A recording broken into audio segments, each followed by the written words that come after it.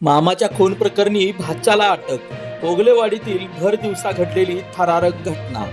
कराड जवळच्या ओगलेवाडी येथे गुरुवारी भर दुपारी मामा आणि भाचा यांच्यातील वाद विकोपाला गेल्याने भाच्याने धारदार चाकूने सपासप वार करत मामाचा खून केला. शेखर उर्फ बाळू प्रकाश सूर्यवंशी, वय वर्ष 31, राहणार हजारमाची असे खून झालेल्या मामाचे नाव आहे. शेखर हा पोलिसांच्या रेकॉर्डवरील संशयित आहे. या प्रकरणी शेखरचा भाचा आकाश पळसे उर्फ डाबर याला कराड शहर पोलिसांनी ताब्यात घेतले आहे.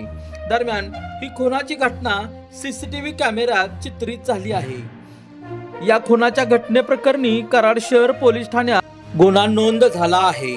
वरिष्ठ पोलीस निरीक्षक राजू तहसीलदार यांच्या मार्गदर्शनाखाली कराड शहर पोलिसांकडून तपासाला गती देण्यात आली आहे. तुम्ही पाहताय चांगभलं न्यूज. घातपात, अपघात आणि गुन्हे विश्वातील ताज्या घडामोडींसाठी चांगभलं न्यूज चॅनलला यूट्यूबवर सबस्क्राईब करा आणि इंस्टाग्रामवर फॉलो करायला विसरू नका.